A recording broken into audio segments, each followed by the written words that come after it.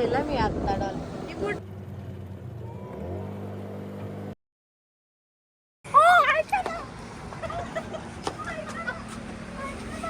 बघा भैया पान शॉप. भाया.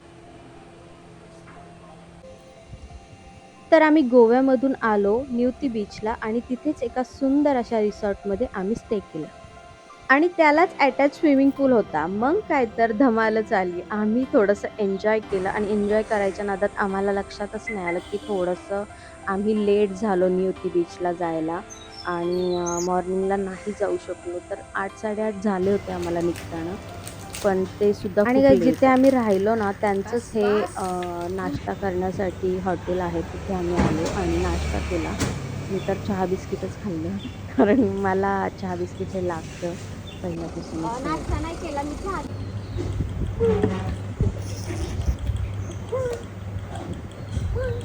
नमस्कार मित्रांनो, कसे आहात? तर आम्हाला पाहायची आहे आज म्हातारीची चूळ आणि आम्हाला ती दिसतेय की नाही आज सगळं लकवरतीच डिपेंड आहे. कारण आम्हाला झालंय लेट, वाजलेले आहेत 8:30 आणि तुम्हाला जर डॉल्फिन पाहायचे असतील तर तुम्ही अर्ली मॉर्निंगच जायला पाहिजे.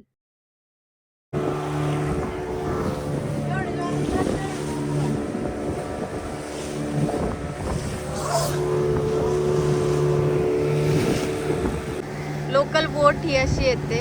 त्या बोटीमध्ये एवढे लोक असतात आणि आम्ही आमची प्रायव्हेट बुक केली आहे की फक्त ज्याच्यात फक्त आम्हीच आहोत. इकडे बघा आम्ही एवढेच आहोत त्याच्यामध्ये. आणि रुद्राची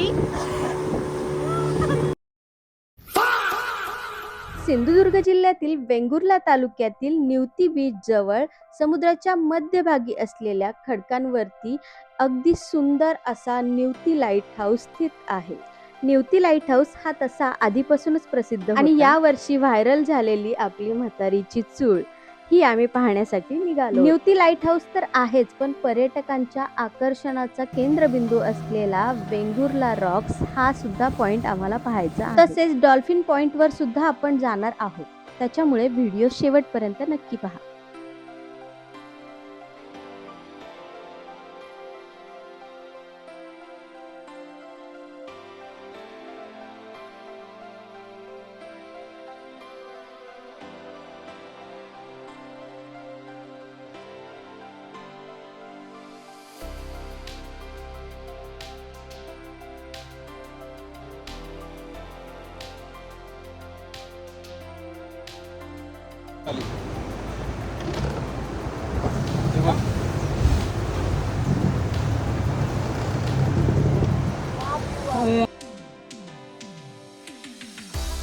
तर मित्रांनो, काही लोक म्हातारीची चूळ म्हणून ह्या पॉइंटला येतात आणि ह्या पॉइंटला सुद्धा रील काढतात आणि असं दाखवतात की म्हातारीची चूळ आहे, पण ही म्हातारीची चूळ नाहीये. हा तसाच दिसणारा स्पॉट आहे, पण तो स्पॉट नाहीये.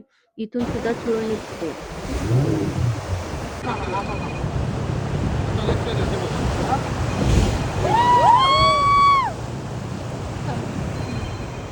बघ इकडे. आणि गाईस पाणी बघा ना कसं होतंय. ह्यासाठीच मी हा सीन लावला इथे. पाणी बघा कसं होतंय आणि त्याच्यामुळे पाण्यात पाहिलं तरी मला चक्कर आल्यासारखं होत होतं. हा जो आहे तो जुना लाईट हाऊस आहे पोर्तुगीज काळातला आणि आत्ता जो न्यू आहे तो न्यू लाईट हाऊस हा आहे.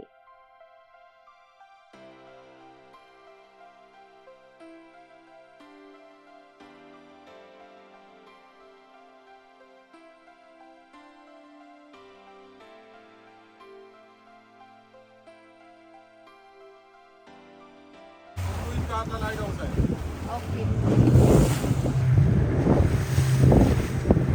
हा जो दिसतोय ना समोर तो पोर्तुगीज काळातला लाईट हाऊस आहे आणि असं सांगितलं जातं की 1800च्या दशकातील ब्रिटिशांनी बांधलेले हे पहिले लाईट हाऊस आहे.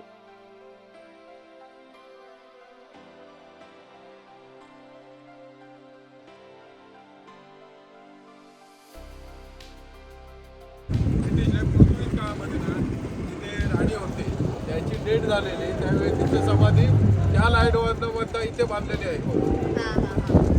वरती हेलिपॅड वगैरे आहे समोर.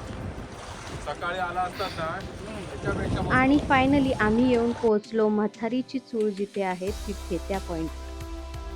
आम्ही जेव्हा तिथे पोहोचलो तेव्हा तब्बल तिथे 8 वेळा म्हातारीची चूळ निघाली आणि आम्ही इतके खुश झालो. काही सीन आम्ही कॅच करू शकतो. अगं ये ना. ओय खेकडा खेकडा खेकडा.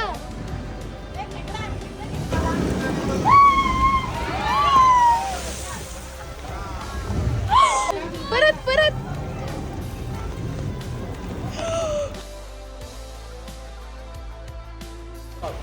हा का? अख्खा गोल्डन. गोल्डन रॉक पाहिल्यानंतर आम्ही ईगल पॉइंट सुद्धा पाहिला, जिथे की रात्रीच्या वेळेला असं बोलतात ते लोक की ईगल्स येऊन बसतात. मोरिया रॉक.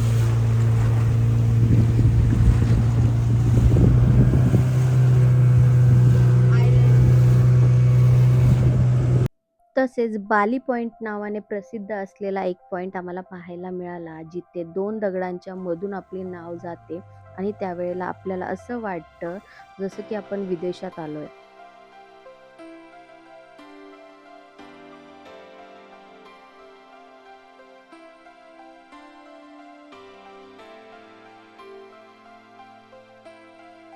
आणि मग तिथे एक दगडाची गुहा आहे, ती सुद्धा आम्ही एक्सप्लोर केली आणि नंतर आम्ही निघालो डॉल्फिनकडे, डॉल्फिन पॉइंटला.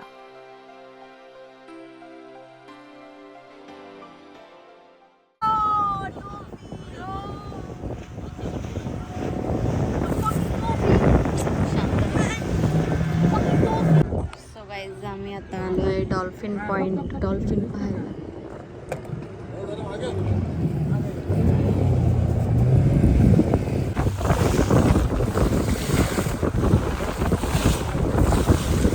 खूप लोक आले डॉल्फिन बघायला. मी पण आहो.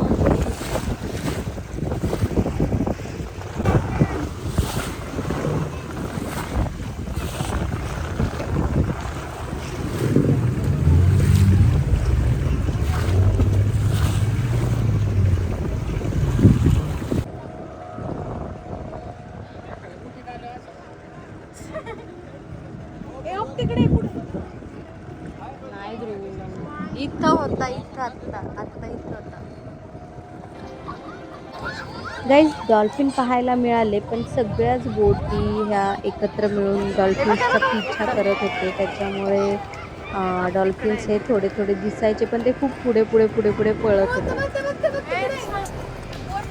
बोट घातली त्याच्यावर.